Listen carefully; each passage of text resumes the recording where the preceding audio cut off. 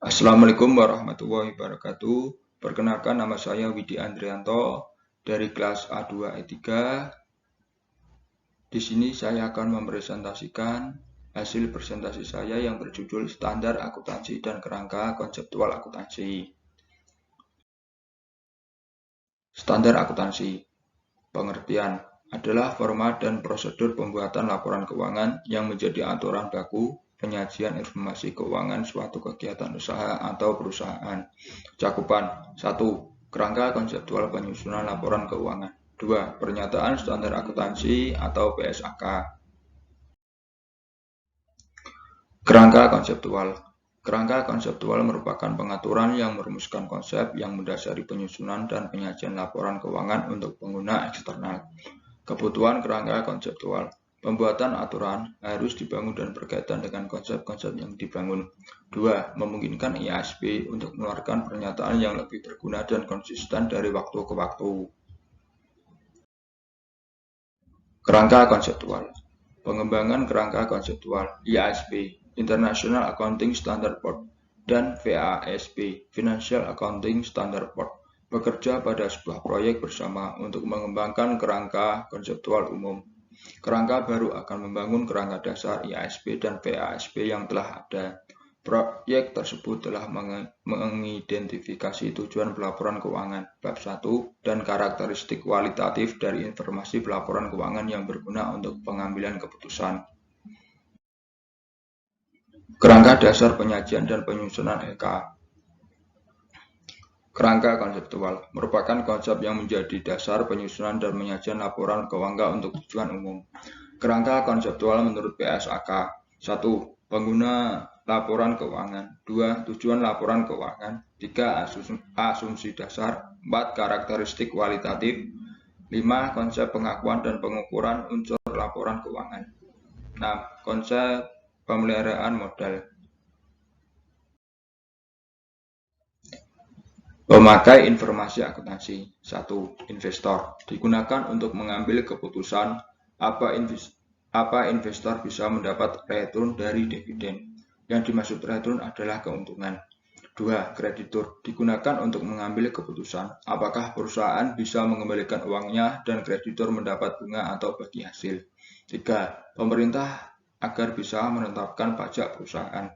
4. Perusahaan itu sendiri. 5. Masyarakat. 6. Karyawan.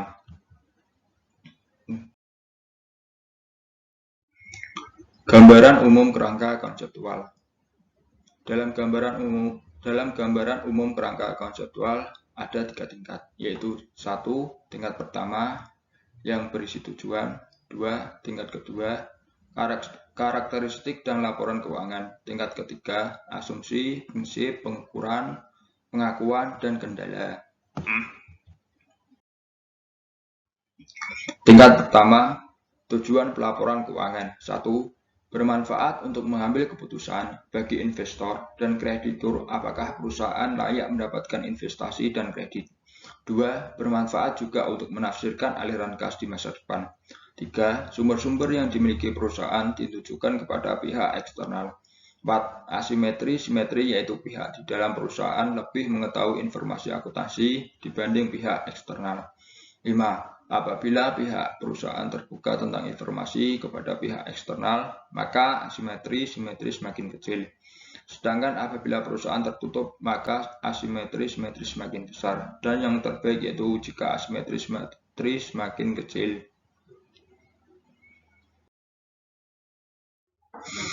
Tingkat kedua, karakteristik dan elemen laporan keuangan.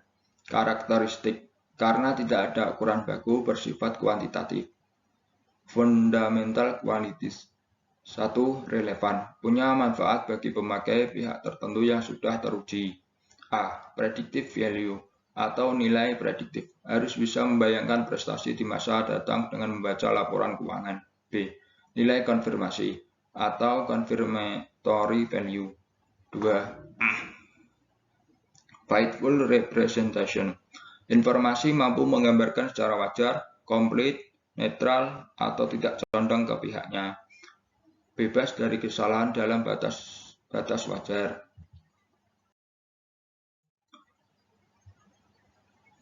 Masih dalam tingkat kedua. Enhancing quality. 1. Komparatif. Informasi dapat dibandingkan dengan informasi akuntansi pada perusahaan periode sebelumnya atau perusahaan dengan skala yang sama. Verifikasi. Informasi yang dapat dihasilkan dapat diverifikasi. 3. Timeline atau tepat waktu. Informasi akuntansi harus sudah ada jika investor memintanya. Jika tidak tepat waktu, maka informasi sudah tidak berguna lagi. Contohnya, jika investor ingin membeli sebuah saham, maka laporan keuangan itu harus ada pada kuartal tersebut. 4. Dapat dipahami. Informasi harus dapat dipahami oleh pembaca serta laporan harus jelas dan sesuai dengan level pemakai. 3. Tingkat ketiga. Asumsi. 1. Economic entity atau business entity atau kesatuan usaha. Perusahaan dianggap sebagai unit usaha yang terpisah atau bebas dari campur tangan pemiliknya dari unit lain.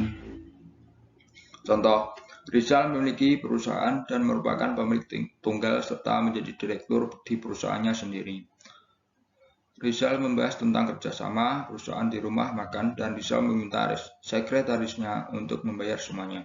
Sekretaris meminta akuntansi untuk mencatat kelaporan keuangan yaitu biaya akuntansi di debit dan kas di kredit. Tingkat ketiga, asumsi. Contoh, Rizal bersama keluarga besar merayakan ultah anak dan makan besar di restoran. Rizal meminta sekretarisnya membayarkan semuanya, tetapi Rizal tidak memberikan uang. Lalu sekretarisnya meminta akuntan mencatat laporan keuangan yaitu pref di debit dan kas di kredit.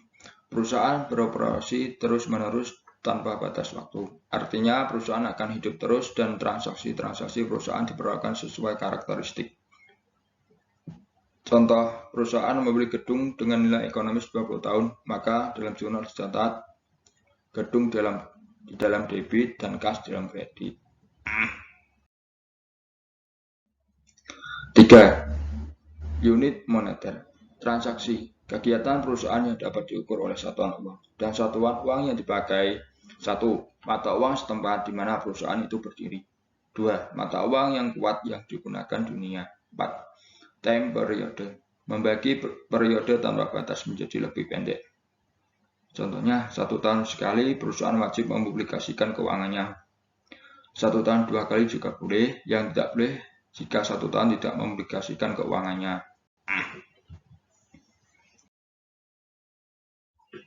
Tingkat ketiga, prinsip pengakuan. Nilai yang dicatat dalam pengakuan investasinya. Harga historis. Historis adalah saat terjadi transaksi. Semua transaksi awalnya dicatat dengan harga pertukaran. Fair value atau nilai sekarang. Aktiva, modal, hutang, pendapatan, biaya dapat dicatat sebagai nilai sekarang. Fair value tidak selalu lebih tinggi dari harga historis. Pengakuan pendapatan menjelaskan kapan pendapatan diakui dan nilai uangnya sebesar jumlah kas yang diterima atau akan diterima. Jurnalnya ada 2, kas di debit dan pendapatan di kredit, atau piutang usaha di debit dan pendapatan di kredit. Pendapatan diakui saat proses produksi berlangsung sebesar jumlah kas yang diterima atau akan diterima. Perkecualian dalam pengakuan pendapatan. 1. Pendapatan diakui selama proses produksi atau kontrak jangka panjang. 2. Pendapatan diakui saat produksi selesai atau logam mulia. Pendapatan diakui saat kas diterima atau penjualan angsuran. Pengakuan biaya. Biaya diakui sesuai dengan pengorbanan ekonomis untuk memperoleh pendapatan. 2. Untuk biaya-biaya yang mudah dihubungkan dengan pendapatan yaitu HPP. Dan untuk biaya yang tidak mudah dihubungkan dengan pendapatan seperti gaji direktur, gaji karyawan akuntansi, biaya hanya diakui sesuai dengan periode terjadinya. Pengakuan beban. Arus keluar atau penggunaan lain dari aset atau penjualan liabilitas atau gabungan keduanya selama periode sebagai akibat dari pengiriman atau produksi barang atau penyedia jasa. Pengungkapan penuh. memberikan informasi yang cukup penting untuk mempengaruhi penilaian dan keputusan pengguna yang diinformasikan. Diberikan melalui 1. Laporan keuangan, 2. Catatan atas laporan keuangan, 3. Informasi tambahan. Tingkat ketiga, kendala. Biaya penyediaan informasi harus dipertimbangkan terhadap manfaat yang dapat diperoleh dari penggunanya. Materialitas. Informasi dianggap jika mengabaikan atau salah menyatakan yang bisa mempengaruhi atau mengubah penilaian pengguna. Terima kasih. Semoga apa yang saya presentasikan bermanfaat dan jika ada salah tolong dimaafkan. Akhirul kalam, wassalamualaikum warahmatullahi wabarakatuh.